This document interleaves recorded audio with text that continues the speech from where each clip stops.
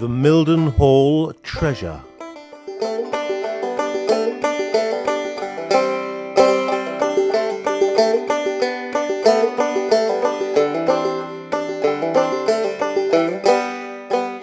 In January 1942, Mr. Gordon Butcher was ploughing fields in West Row near Mildenhall when his tractor hit an obstacle.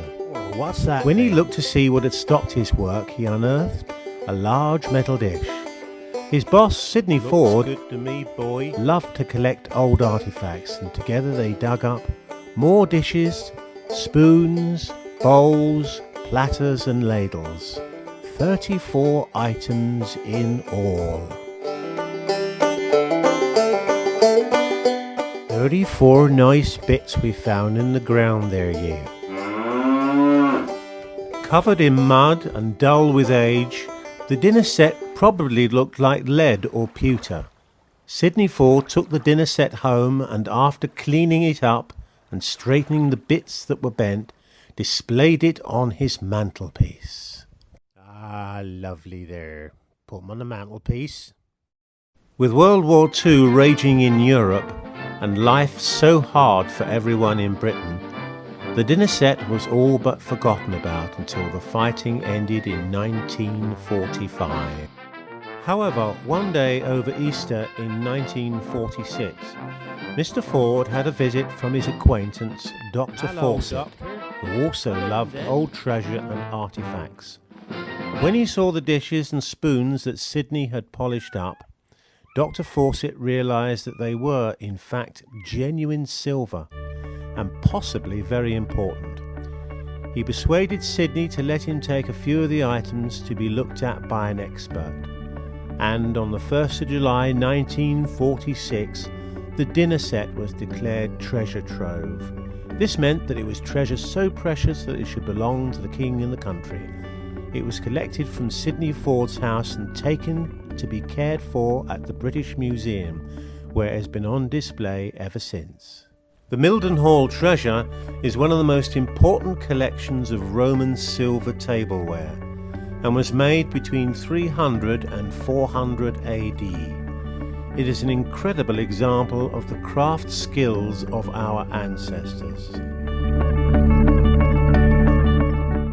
The dishes, bowls and platters are richly decorated with beautiful images of people, animals, leaves and gods.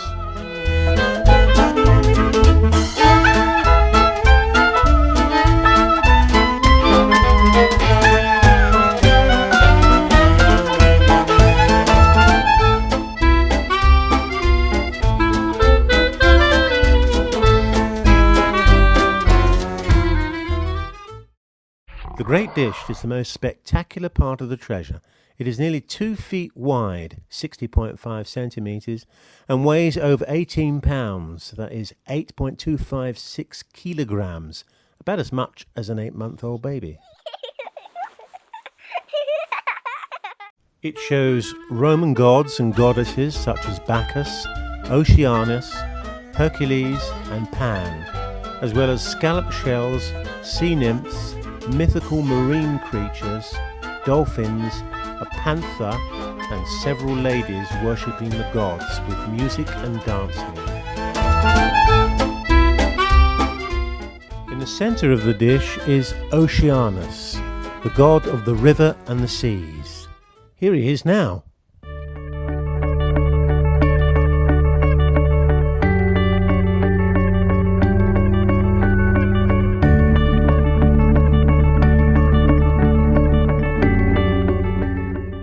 Here's Pan, the god of nature, playing his pipe.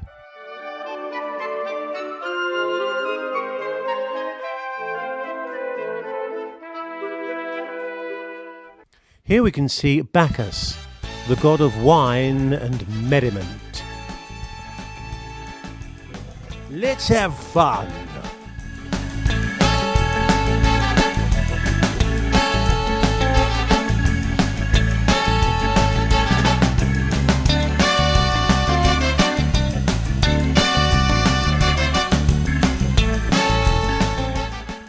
And look, here's Hercules. He was really strong. Hey, up!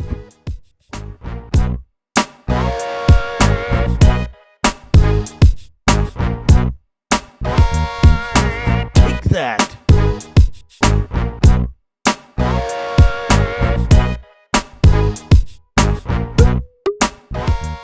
We don't know who owned the treasure or why it was buried, but it's very high quality, and we can guess that it belonged to a very wealthy Christian who was probably quite high up in society.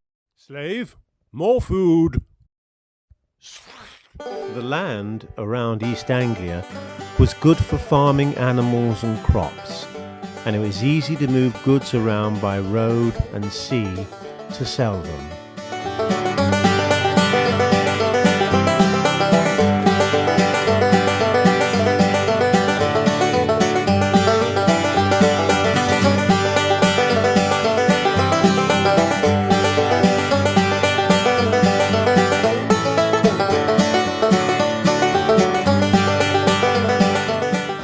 Several other treasure hoards have been found in the same area, which suggests that the people who lived there were very successful and wealthy.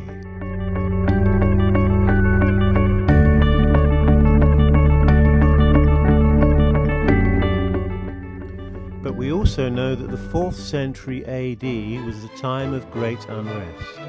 Britain was troubled by Saxon, Pictish and Scottish raiders, and the Roman Empire was starting to fall apart. Whoever owned the Mildenhall treasure clearly felt that they had to bury it to keep it safe. But why did they not come back for their beautiful silverware? Were they forced to bury it for safekeeping and flee to stay alive? Were they called back to Rome with no chance of taking it with them? The sooner we get back to Rome, the better! Did they bury their treasure and meet a grisly end? It's the end! We will probably never know.